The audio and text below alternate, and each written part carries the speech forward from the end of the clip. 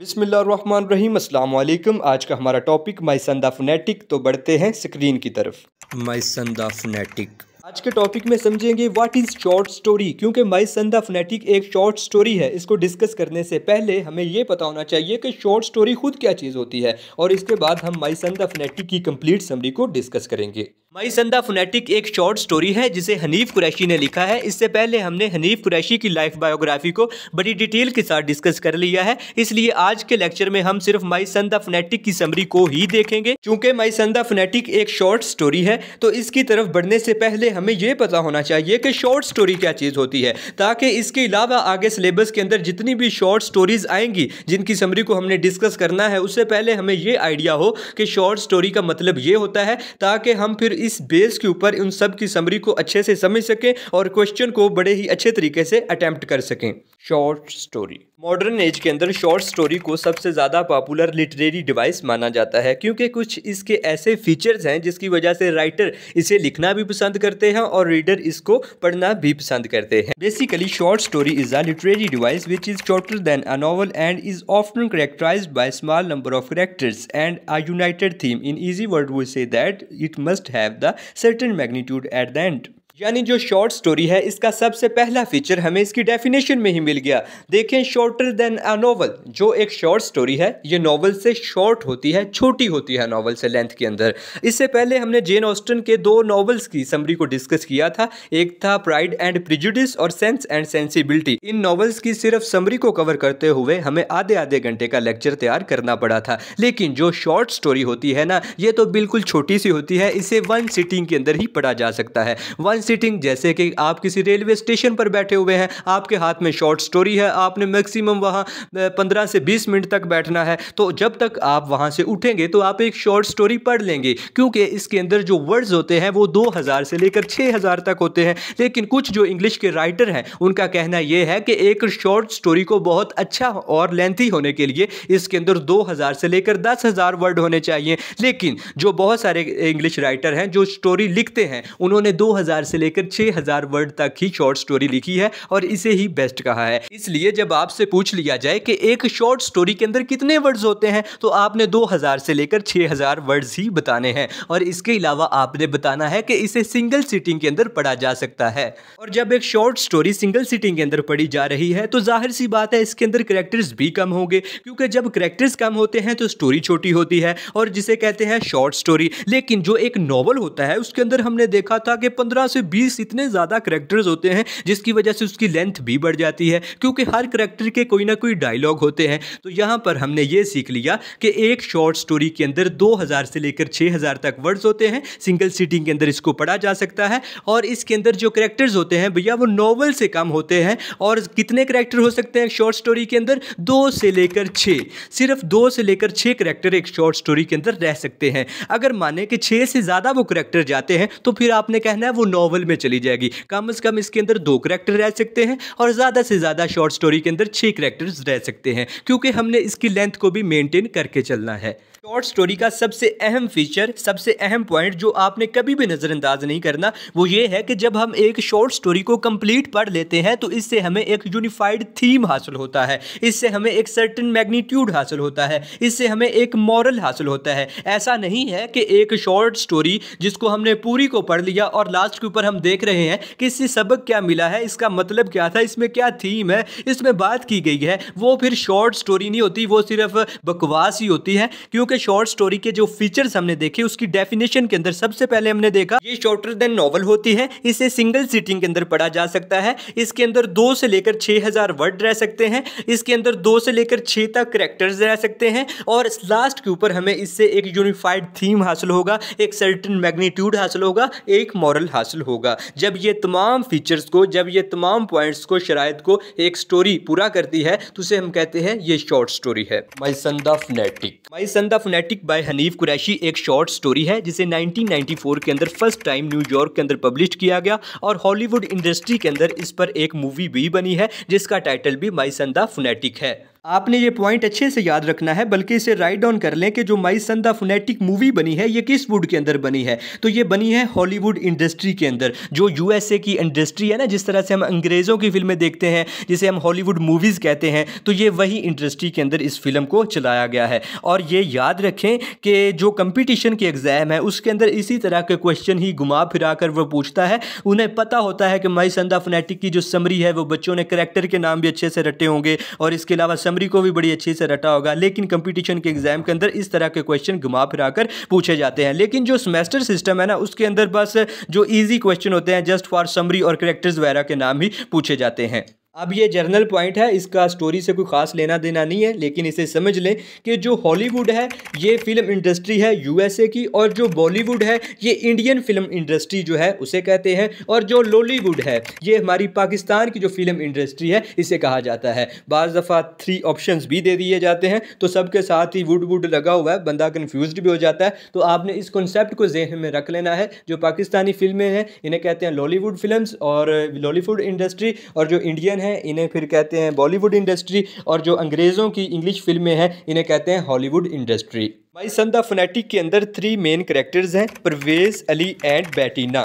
जो परवेज़ है ये अली का फादर है, और जो अली है ये जाहिर सी बात है फिर परवेज़ का बेटा हुआ, और जो बेटीना है ये प्रोस्टिट्यूट है यानी तवाइफ है। इसके अलावा इसके अंदर एक और कैरेक्टर भी है जो कि परवेज़ इज़ वाइफ है। इसका कोई स्टोरी के अंदर नाम नहीं बताया गया, बस यही है कि ये परवेज़ की बीवी है, और जाहिर सी बात है जब परवेज़ की बीवी हुई तो अली की मदर हुई, अली की माँ हुई, क्योंकि जो अली है वो परवेज़ का ही बेटा है। तो इसके स्टोरी के अंदर कोई ख़ास डायलॉग नहीं है, लेकिन जब परवेज़ अपनी बीवी से कोई बात करता है, उसे कोई ऑर्डर वगैरह करता है, तो ये येस और नो के अंदर बस हूँ हाँ के अंदर ही उसका जवाब देती है, और ना ही इसका कोई स्टोरी के अंदर नाम बताया गया है। और अब इसकी समरी को हम डिस्कस करते हैं। अब स्टोरी के कैरेक्टर्स का हमें पता चल गया कि इसके अंदर 3 मेन कैरेक्टर्स हैं, परवेज़, अली एंड बेटीना। और हमें यह भी पता चल गया कि परवेज़ जो है वो फादर है, अली उसका बेटा है, और जो बेटीना है ये एक प्रोस्टिट्यूट है, एक तवाइफ है, इसका कोई इनके साथ ब्लड रिलेशन नहीं है। वैसे ये स्टोरी का एक कैरेक्टर है। बेसिकली परवेज़ पाकिस्तान का नेटिव है, पाकिस्तान का रहने वाला एक बशिंदा है जो कि पाकिस्तान के सिटी लाहौर के अंदर रह रहा है। अब ये गुर्बत से तंग आकर इंग्लैंड का रुख करते हैं, जिस तरह से हमारे इर्द गिर्द भी हमारे बहुत सारे रिलेटिव्स हैं वो for the purpose of money, financial condition को ठीक करने के लिए दूसरे ममालिक के अंदर गए हुए हैं। तो इसी तरह परवेज़ और इसकी वाइफ भी लाहौर को छोड़कर, पाकिस्तान को छोड़कर इंग्लैंड का रुख कर लेते हैं, और वहाँ जाकर ये इंग्लैंड के सिटी लंदन में सेटल्ड हो जाते हैं, और परवेज़ एक टैक्सी चलाना शुरू कर देता है। अब याद रखें कि ये जो मैं टैक्सी का वर्ड यूज़ कर रहा हूँ सिर्फ आपकी आसानी के लिए, ताकि आपको अच्छे से समझ आ सके, लेकिन जो इसकी नरेटिव स्टोरी है ना, अगर आपके पास मौजूद है तो वहाँ पर लिखा हुआ है कैब, यानी CAB कैब, जिसे कैबिनेट फाइल कहते हैं, या मतलब इस तरह से समझ लें कि हमारे यहाँ तांगा रेडा नहीं चलता, आगे घोड़ा जा रहा होता है, पीछे कैबिनेट बनी होती है, उसके अंदर सवारियों को एक जगह से दूसरी जगह ले जाया जाता है। तो ये वर्ड है असली कैब, लेकिन हमारी आसानी के लिए, हम समझने के लिए टैक्सी का वर्ड भी यूज़ कर लेते हैं। तो आपने ओरिजिनल वर्ड को माइंड के अंदर रखना है, क्योंकि हो सकता है कि वो आपको कल को टैक्सी का ऑप्शन दे ही ना, नीचे ये कैब का ऑप्शन दे दे, तो फिर आप कहें कि इसने लगता है सारे ऑप्शन ही गलत दे दिए, हमने तो टैक्सी पढ़ा हुआ था। लेकिन नहीं, ये बात आपने याद रखनी है कि ही ड्राइव्स कैब इन लंदन। तो वहाँ जाकर लंदन में एक कैब चलाना शुरू कर देता है। अब परवेज़ के पास एक बेटा पैदा होता है जिसका नाम ये अली रखते हैं। मैंने पहले ही बताया था कि इस स्टोरी का जो मेन दूसरा कैरेक्टर है वो अली है, तो ये वही है जो इंग्लैंड के अंदर फिर लंदन में पैदा हुआ है। और बेटीना जो कि स्टोरी का 3rd मेन कैरेक्टर है, और ये एक प्रोस्टिट्यूट है यानी एक तवाइफ है। अब परवेज़ के साथ इसकी मुलाकात कैसे होती है, इसकी जो फ्रेंडशिप है, सेटलमेंट, वो कैसे होती है, उसे ज़रा समझ लें। एक रात जब परवेज़ अपनी कैब को, अपनी टैक्सी को चला रहा होता है, तो एक औरत को कुछ लोग मार रहे होते हैं। अब ये औरत वही बेटीना होती है, और जो इसे मार रहे होते हैं वो इसके कस्टमर होते हैं। अब वो इसे क्यों मार रहे होते हैं ये नहीं बताया गया। बहरहाल एक औरत को जब कुछ लोग मार रहे होते हैं तो परवेज़ उसको जाकर बचाता है। तो इस तरह फिर बेटीना और परवेज़ की आपस में फ्रेंडशिप हो जाती है। और ये परवेज़ अपनी वाइफ से ज़्यादा इस बेटीना के साथ खुश रहता है। अपने घर के पर्सनल इश्यूज़ जो कि किसी को बताने के काबिल भी नहीं होते, वो आकर इस बेटीना से शेयर करता है, क्योंकि उसको इसके साथ ना फ्रेंडशिप में दिल लगी सी हो जाती है। अब अली अपनी अर्लीस्ट एजुकेशन को लंदन ही के एक स्कूल से हासिल करता है और ये स्पोर्ट्स के अंदर बहुत ज़्यादा अच्छा होता है। और इसके अलावा अकाउंटिंग जो कि एक बिज़नेस की बुक है, हिसाब किताब की यानी मैथ जैसी ही होती है, तो इसके अंदर भी ये बहुत ज़्यादा अच्छा होता है। और जैसे ये थोड़ा सा बड़ा होता है, ये एक इंग्लिश गर्लफ्रेंड भी बना लेता है। अब स्टोरी के अंदर सारा कुछ ठीक जा रहा है, लेकिन ट्विस्ट तब आता है जब अली सडनली शिफ्ट हो जाता है वेस्टर्न लाइफ से इस्लामिक फंडामेंटलिज्म की तरफ। यानी अली जब इस लाइफ को, जो इस तरह से अंग्रेज लंदन के अंदर लाइफ गुजारते हैं, गर्लफ्रेंड होती है, वाइन पीते हैं, कुक प्रॉक जिसे सुअर का गोश्त कहते हैं वो खाते हैं, सडनली अली इन सब चीज़ों को छोड़ देता है और अपने कमरे से जितनी भी चीज़ें रिलेटेड टू वेस्टर्न लाइफ होती हैं, यानी clothes, books, cricket bats, video games, इन तमाम चीज़ों को उठाकर फेंक देता है, क्योंकि ये कहता है कि ये चीज़ें इस्लाम के ख़िलाफ़ हैं और इसी की वजह से हम अपनी ज़िंदगी का जो असल मकसद है हमारा, कि हमने अल्लाह ताला को राज़ी करना है, उसकी इबादत करनी है, उसे छोड़कर इनके अंदर खो गए हैं। तो ये चीज़ें मुझे गुमराह कर रही हैं। अली उठाकर इन सब को बाहर फेंक देता है और ये 5 टाइम प्रेज यानी 5 वक्त की नमाज शुरू कर देता है और अपने चेहरे के ऊपर बेड यानी दाढ़ी मुबारक भी रख लेता है। BEARD, बेड का मतलब होता है दाढ़ी। अब इसका फादर यानी परवेज़ जब अली को देखता है तो वो कहता है इसे क्या हो गया है? पहले तो इसने एक इंग्लिश गर्लफ्रेंड भी रखी हुई थी और बड़े सूट बूट पहन के रहता था, वीडियो गेम्स खेलता था, गिटार बजाता था, सॉन्ग सुनता था, सुनाता था, तो यकदम से इसे क्या हो गया है? तो परवेज़ अली को इस तरह से देखकर बड़ा परेशान हो जाता है। वो दिल ही दिल में सोचता है कि हम तो आए हैं पाकिस्तान लाहौर से, जहाँ पर ये सारा कुछ है, यानी पाकिस्तान एक अल्हम्दुलिल्लाह इस्लामिक कंट्री है ना, तो इसके अंदर 5 टाइम प्रेज भी है, मुंह के ऊपर ब्रेड यानी दाढ़ी मुबारक भी रखी जाती है।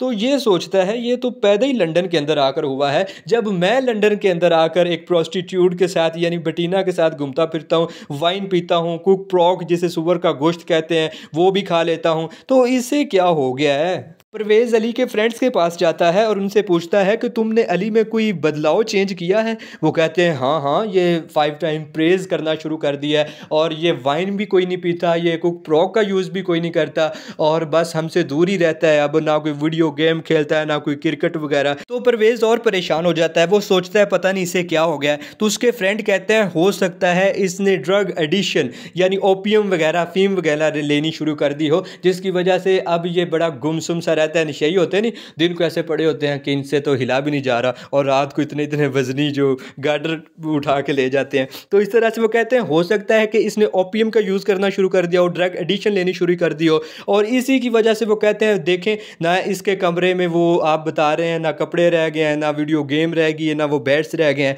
और वो कहते हैं यही वजह है कि इसने वो सारा कुछ सेल किया है, उसकी ली है ड्रग और उसे यूज़ करता है, इसलिए अब हम सबसे दूर रहता है। तो परवेज़ सोचता है हो सकता है इसके कमरे में अब कोई चीज़ तो पड़ी नहीं हुई, हालांकि अली ने वो तमाम चीज़ें बास्केट के अंदर फेंक दी होती हैं। अब परवेज़ ना अली को डिनर पर बुलाता है और वहाँ पर दोनों के दरमियान आर्ग्यूमेंट्स शुरू हो जाते हैं।